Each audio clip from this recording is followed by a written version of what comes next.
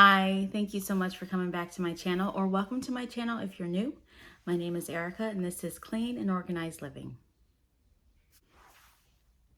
So today we are going to talk about something that is near and dear to my heart, something that I've been working on for a long time, which is my weight. I've always had a problem with my weight since after my first child was born, and I've always been teetering between 190 and then my highest being 299 pounds. I'm just going to start with the story today. And then every Thursday, I'm going to check in with y'all and just let you know what my progress is, what I, did to track my food and my weight check-ins, okay? Let me start with the story. I have 6 children and 4 of them were back to back to back to back, which caused me to gain a lot of weight. No matter what I did. Now, if I worked out, if I tried to change my eating habits, it wasn't doing it. So about a year and a half ago, I decided to look into weight loss surgery. And I was very skeptical and very listening to other people like, oh, you don't need to do that because you can do it on your own. Well, the fact is I couldn't do it on my own. I couldn't, no matter what I did. Something I was doing or not doing was hindering my weight loss. It got to the point to where I was stopped breathing in my sleep. I would gasp for air. I couldn't climb stairs. It was a mess. And I was like, I have to do something because I've got 6 children, a husband, father, and 2 brothers that need me here, right? So I aggressively researched weight loss surgery. There were, of course, different kinds. There was the gastric sleeve, there was the gastric bypass, and I think there was something called the gastric lap band, which a lot of doctors don't do much anymore, but it's still offered. After much researching last year in July, I decided to definitely start the journey. And it was a journey just to get to the surgery. The first thing you need to do is to figure out where and who you want to perform your surgery. Now, I live in Baton Rouge, Louisiana, so I chose Women's Hospital. I went to their seminar. It was a virtual seminar at the time because this was July of 2020 and we were still in the quarantine stages for COVID. So we did a Zoom virtual meeting about what the different surgeries were and what your options were and what you needed to do to take steps to get to the surgery point. So after that, the guy who was doing the seminar, Dr. Brent Alon, who is an excellent surgeon, I recommend him to anyone who lives in the Baton Rouge metro area to get their surgery done. He was phenomenal. He explained everything to me very, very well. So after that, I did reach out to his patient coordinator, which was Suzette, and she was amazing. She always kept in touch with me throughout the whole process. I couldn't have asked for someone better to have communication with, and I didn't feel so alone. So the first process was calling her and saying, hey, I want to do the surgery. Unfortunately, at the time, on August of 2020, my husband's insurance lapsed because he was not working in the electrical field. He is a union worker for the IBEW.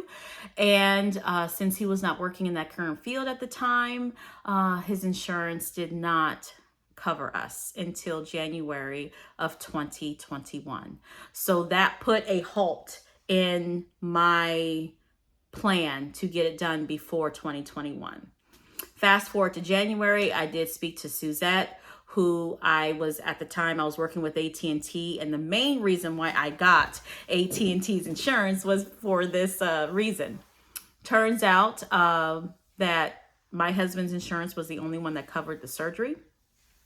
But my insurance covered everything else. Doctor's visits, blood work, the minor stuff, right? It covered that.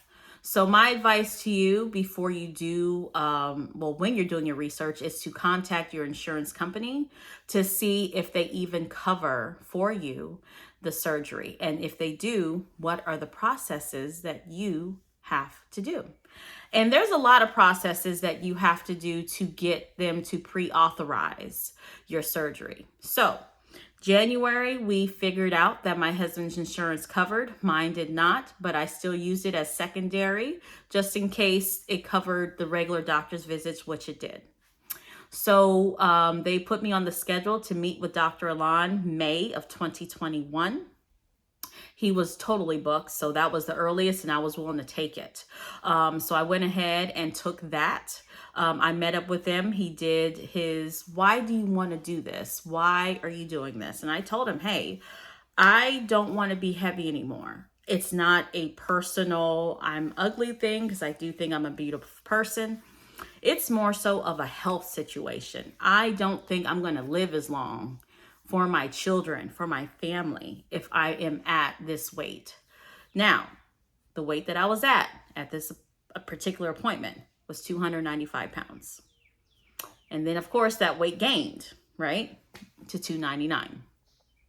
So just hearing those words, hearing those letters, those numbers from the scale was detrimental to me. I was like, I don't even want to do this, but it also gave me the push that you're 299 right now, but you won't be once you get this done, right? So he measured me. He told me the pre-op requirements, which was to get your checkup from your primary care physician, doing tons of tests, blood work, stomach tests that they had to do, sleep study tests, a psychiatric test. There are so many prerequisites that are needed for this surgery. Depending on who you go to, it's important that you hit every point and you follow each one step by step so that your insurance will give the green light when it's time. So it took me about 6 months or so to get everything completed, only because a lot of people were booked. I didn't even get a chance to see the psychiatric doctor until I believe it was July or August of 2021.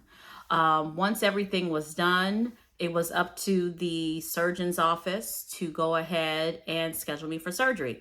Normally this would have happened within a couple weeks, but because they were having a high turnover rate with their staff that was doing the coordinating, I was stalled a little bit, which was also devastating because something that could have been done September, October, I had to wait until January.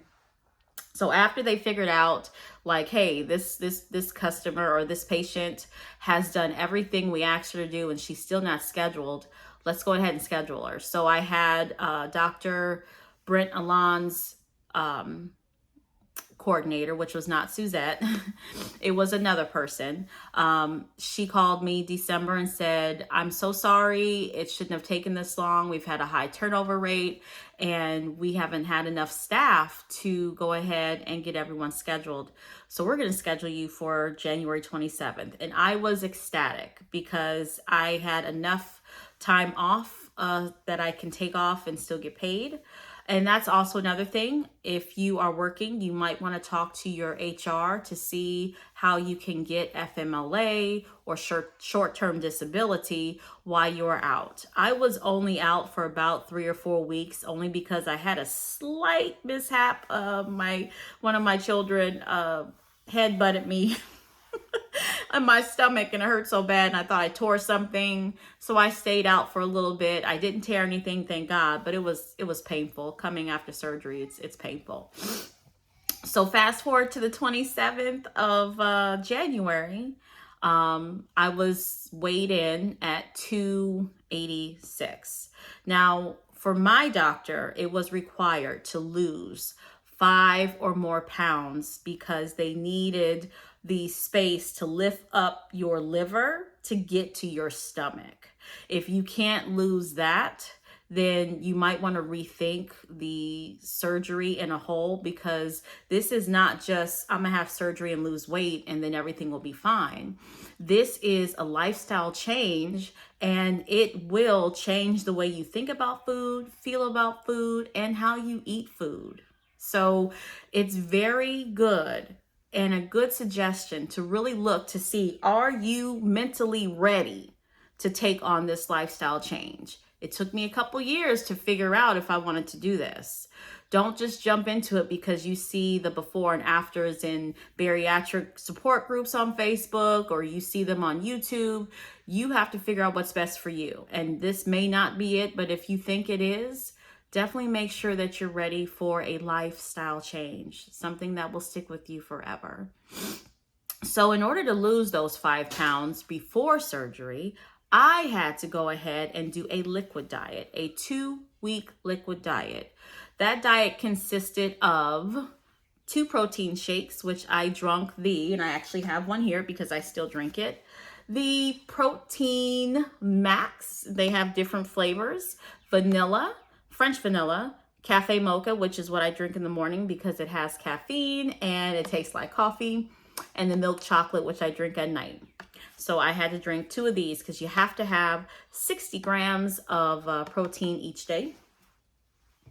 After that, I went ahead and did a lot of water. 64 ounces of water is what they want you to have, regardless. It's very, very, very important to get your protein and liquid in. That's even after surgery, you have to do that, right?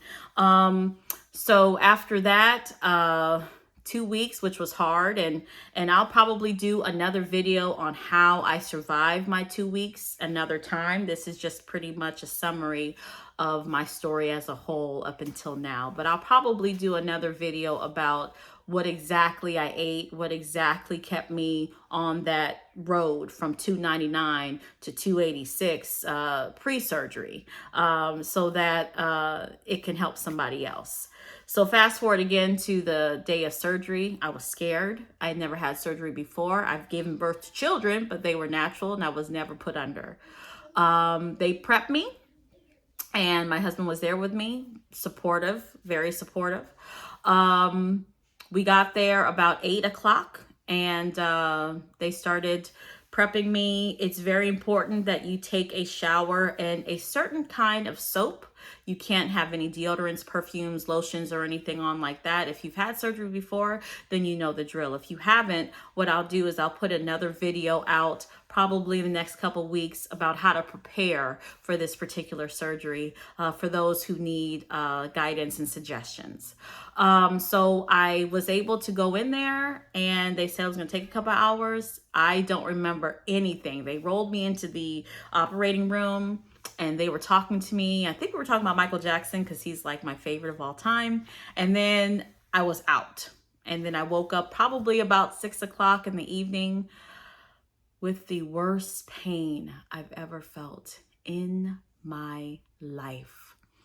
I think it felt like knives cutting my insides over and over and over again. I was crying. I could barely talk because I had tubes down my throat. I could barely say anything, and I was in so much pain. I didn't want to be on the narcotics that they were giving me, but I didn't really have a choice. I felt like if I can do, 6 kids naturally, then I can take this, and I couldn't take it. It was the worst pain. I would rather have had 7 more kids naturally than go through that pain again, that after pain. Some people have no issues. I've seen on YouTube where they were like, it's not as bad as they thought it was going to be. I think it's just your tolerance of pain after someone has opened you up. And no one's ever opened me up before. So that was a whole different type of smoke I didn't want at all. Okay.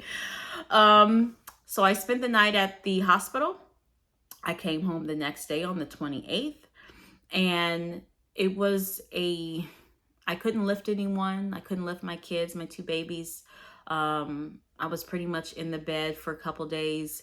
And then a week later, I had my post-op appointment with Dr. Alon, and he weighed me, and I think at that time I was 279. So I had lost a good amount of weight from 286 to 279 just in a couple days. It was like maybe 4 or 5 days after my surgery.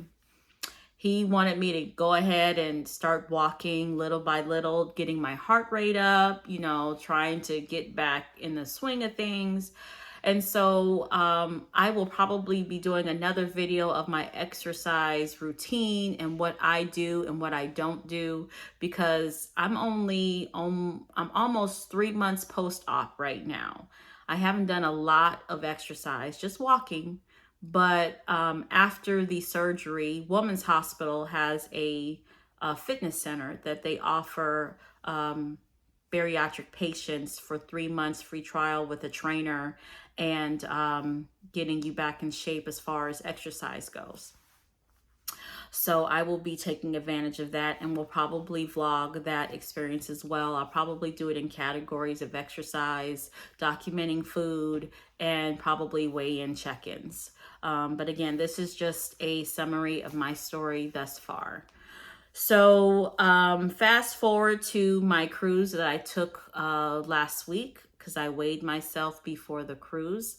And it was very, very, very important to me not to gain so much weight, because on a cruise, there's so much food that you can eat. Fried food, breads, pastas, sweets. It's just endless, right? And as a bariatric sleeve patient, oh, and that's another thing, I did get the bariatric sleeve. I forgot to mention that before. Out of the 3 choices, I did get the sleeve. So that's when they go ahead and they cut about 80% of your stomach, and it's about this size, and then they staple it up. It is possible to stretch your stomach after this kind of surgery, because you can go back to drinking sodas, and carbonated foods do stretch your stomach. There are some other foods that can stretch it. So you have to be mindful, because you don't want to go through all this pain and shell out all this money and go through all of these tests just to get approved for the surgery, only to gain your weight back again. So I weighed myself on April 2nd. Which was the day that I left for the cruise. And I weighed myself the whole time. But from the 27th of January to now, I am at 238.5. Yes. So this dress that you see here, which I know you probably can't see too much of, I was never able to fit this dress. This was a dress that still had tags on it that I just could not wear, because I thought I was smaller than what I was when I bought it, and I wasn't. So I'm able to wear this now, and it's actually a little big on me. So that's pretty cool. Losing that much weight, people ask me how I did it. And I'm going to tell you, I stuck with my vitamins, because after surgery, you have to take calcium chewables or vitamins, your B12, and you also have to take your multivitamin. This is a daily thing for me. You cannot skip it. If you do, it can definitely have some bad side effects for you. I also watch what I eat, and I can't eat too much. So even though on the cruise, which I will have another video of what I ate on the cruise, because I'm sure that people have questions about going on a cruise when you have had bariatric surgery. And I was trying to do research myself, could never find anything on YouTube. I think I found maybe 1 or 2 videos about it, but they didn't really talk about what they ate and how it affected them. They only talked about how to avoid certain foods. And remember, this is a lifestyle change. Now, in the first 8 months, that is your peak of weight loss. So my doctor recommended that I stay away from carbonation food, like carby foods, breads, pastas, things that are fried, sweets, carbonated drinks, because it can hinder or stall your process. There are stalled events that happen. Stalled events are when you are losing like 2 pounds, 1 pound a day, and then all of a sudden it stops and you don't know why. The scale's not moving and you get frustrated. I had my first stall, I think, the end of February, and I was so frustrated because it was still at that mark and it wouldn't move. It was like at 260, I believe, and it just wouldn't move. But I think at that point, there's more inches that are being losing that you're losing versus pounds. And then about 2 weeks later, because I was like, okay, well, I'm gonna just reset. And sometimes you have to reset. I just went back to a liquid diet for a couple days. I did 2 protein shakes. I did a cup and a half, or I'm sorry, a fourth a cup of non-starchy vegetables, which is like broccoli, green beans, things like that. So I went ahead and did that, and I was able to get over that stall. So when you see the scale stop moving, don't get frustrated. It is something that happens. And if you feel that you're doing something wrong, always go back to the basics. Try to do liquid diets. Sugar-free popsicles, if you are craving those sweets, are a lifesaver. Pickles, carrots, non-starchy things. Don't have a lot of carbs, breads and things that can really get your stomach back to a place where you don't want it to be. If you feel like you are able to eat a lot of food and not a lot of time, and you feel like no change has happened, go back to the basics. Do a liquid diet. It will help. It's all up here. No matter what anyone tells you, it's all in the mind, which is why they have you do all those psychological tests to see if you are really ready to take on this challenge, because it is a challenge. It is a lifestyle change. It is something that you are not going to be able to turn back and say, never mind, I changed my mind. Once it's done, it's done. And you have to make sure that you listen to your body on the foods that it does not like. For me, my body does not like ground beef. My body does not like lettuce, unfortunately, unless it's like the shredded lettuce. If I eat chicken, it has to be in the crock pot, really, really, really tender. So there's a lot of things that I used to eat that I can't eat anymore that I love. And that's sad, because I was a lover of food, obviously. But it's just eating differently now. So when I go out to restaurants, which I'll have another video about how I eat going out, I look at the nutritional facts, which is something I never did. When I go grocery shopping, I look at the nutritional facts.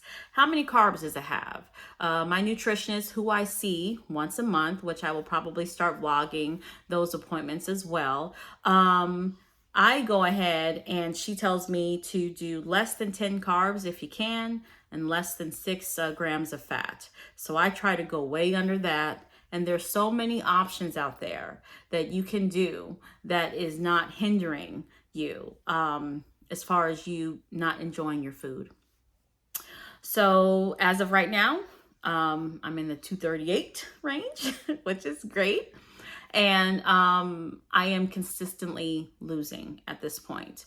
A lot of my family members says they have seen the changes in me, and I will probably post some before and after photos of me so that you can see the changes that have come. And maybe during these vlog videos, you'll be able to see changes and be like, wow, your face is slimming, or because I don't see them. But I notice it when my clothes start not to fitting, or the pants I used to wear are too big. So that's when I notice it. But everyone else around me notices it way before I do. I want to thank you so much for listening to my story. I hope that it does help and bring some insight to those that need it. I think the next video that I'll do is either going to be a detailed video on how I keep up with my food, how I track my food. I'll also do a video on the process of the pre-op process. There will be a lot of many videos that I'll go ahead and do, but this is just a nice to meet you, I want you to hear my story type of video. And I think next Thursday we'll do a weigh in and see where we're at. So thank you so much for watching. Please don't forget to like and subscribe this video. And any comments, concerns, questions you have, you can definitely leave them. I welcome them all. Just make sure you're respectful with your comments. It's very hard to come on here in front of a bunch of strangers and share the most intimate things going on in your life. It's not easy. So I commend anyone on this platform doing that to help somebody else, because like me, I did go ahead and research and listened to all of those people who had experiences with any kind of bariatric surgery. I appreciate every one of you sharing your stories, helping me make a decision on if I should do it or not. So thanks so much for watching and have a great day. Bye.